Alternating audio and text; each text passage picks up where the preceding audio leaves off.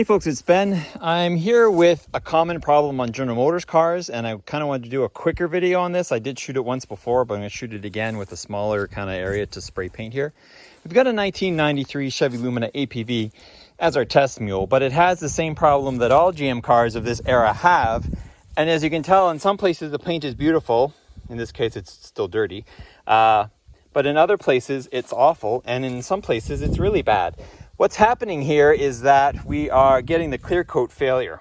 So this white that you see along this here is actually the clear coat that's dying, but underneath it now is oxidized paint, because now it's exposed to the atmosphere.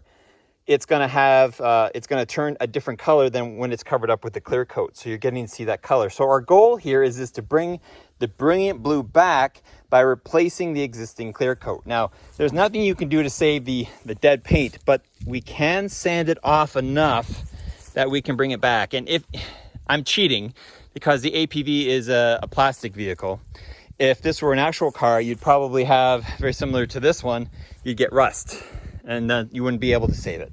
But in our case, it's a plastic one, or it hasn't gotten far enough to the rusting stage. Now, to know if you can save it or not, it's easy. Get it wet. And if you get it wet, you notice how that color comes back just a little, then you know you're in a good place to be, that you can do it. So here's what you need to accomplish this.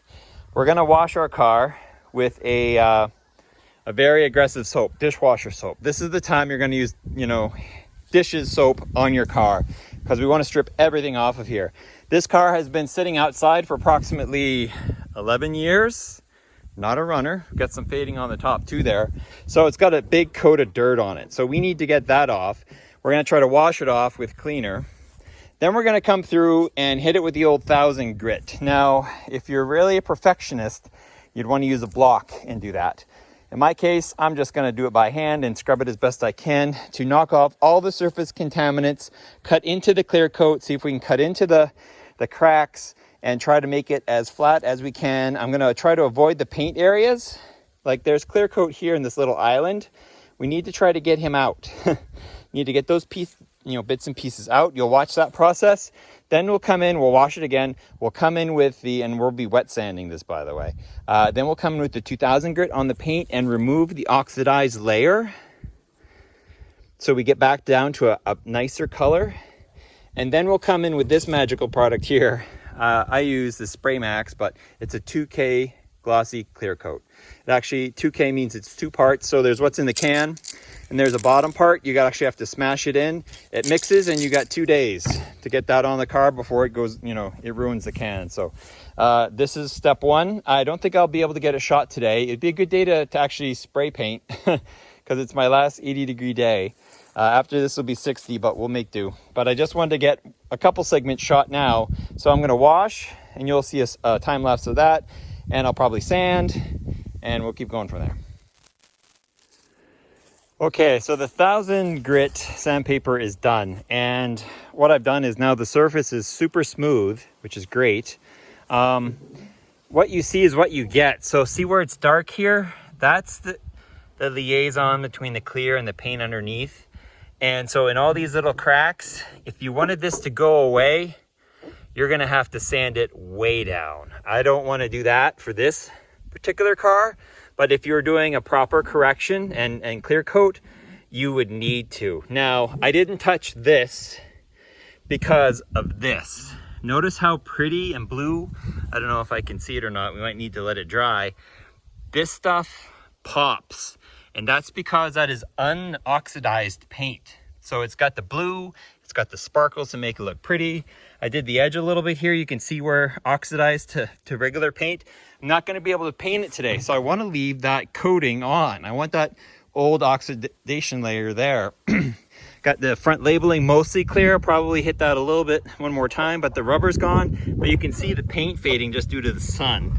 That's an issue, and that will be there. Everything you see will stay, but what'll happen is next time when we come back with the 2000, we'll do the paint and the liaison between, like this. I gotta sand this more, 1000 more, because it's still rough. My Fiero, the whole hood was toast, so it wasn't too hard to do. Here we're doing good paint to bad paint, so it's a good test. But we'll blue this right up, and it will look 9 times better. Not 10, 9 times better, I guarantee. Okay, I've got some 2000 grit here. We're gonna see if we can bring this color back because I'm running out of time. It's starting to turn into fall here, and I'm even gonna paint it outside. So it's the quality we're shooting for here. But we're just seeing if we can do it really nicely on this GM paint. So I'm gonna get this wet, and we're gonna go ahead and hit it with the 2000 grit and see if we can get this color to pop. And then we're just gonna lay some tape across the trim so I don't get hit. Although honestly, it probably could get hit too. Yeah, we'll just hit it. And it'll make everything else look weird, but and then see if we can get this thing to shine back up so it's more body-like.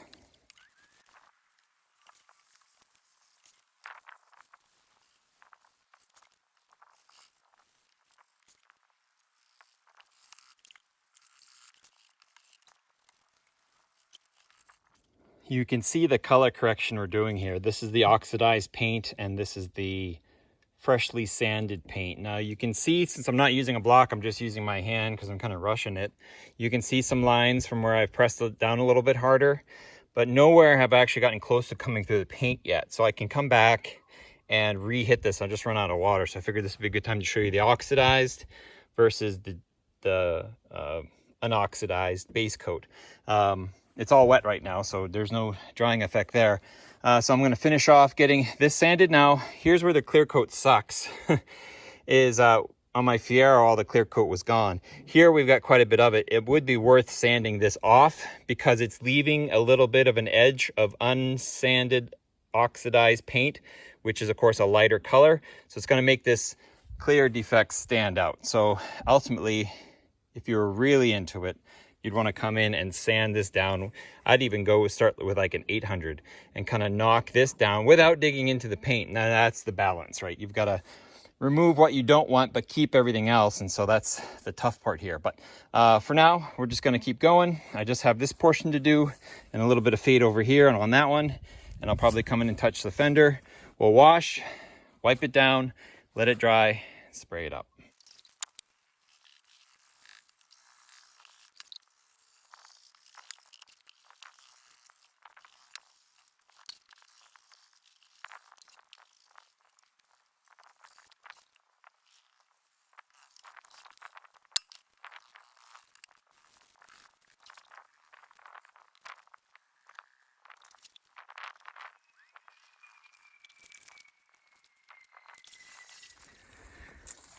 Alrighty, so we're definitely not white anymore. We're darker blue than my actual paint.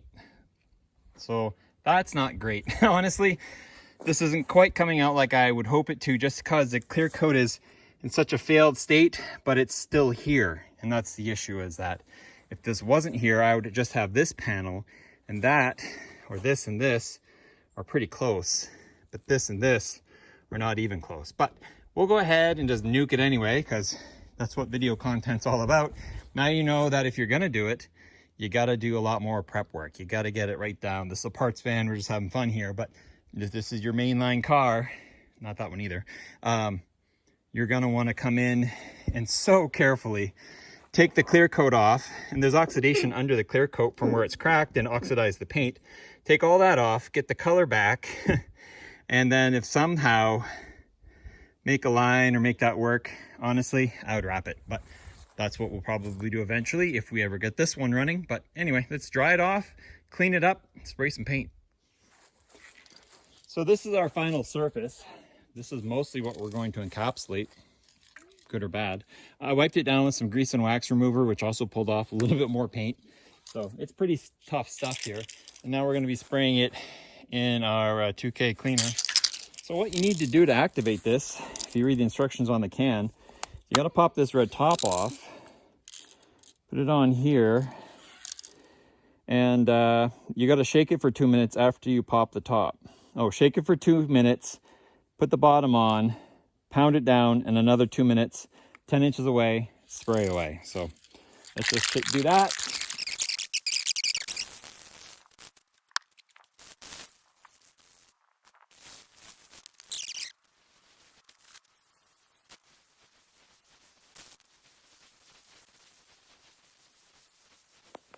Well, I thought I was catching most of that till the old phone said, oh, memory full. So you got to see a little bit of spray here.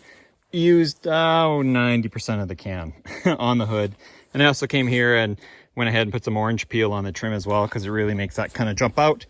And I didn't want to get my headlamps coated because I just have to sand it off when we sand those down to, you know, maybe fix those as well if we ever get there down the road. So this is it. That's what it's going to look like. It's shiny, like holy crap shiny everywhere, even on the clear. And so that was ultimately what we're going for. This is what we have, and this is the majority of what it'll be. But we'll come back tomorrow. We'll let it set overnight, let it set up, and we'll take a final look at it and see how it goes. Several weeks later, how did we do? Well, not good / good. The faded white paint came back excellent. It's got a clear coat on it now. It's a gorgeous blue, almost prettier than the existing blue. So that was a win. The seam between the two, clearly a different color.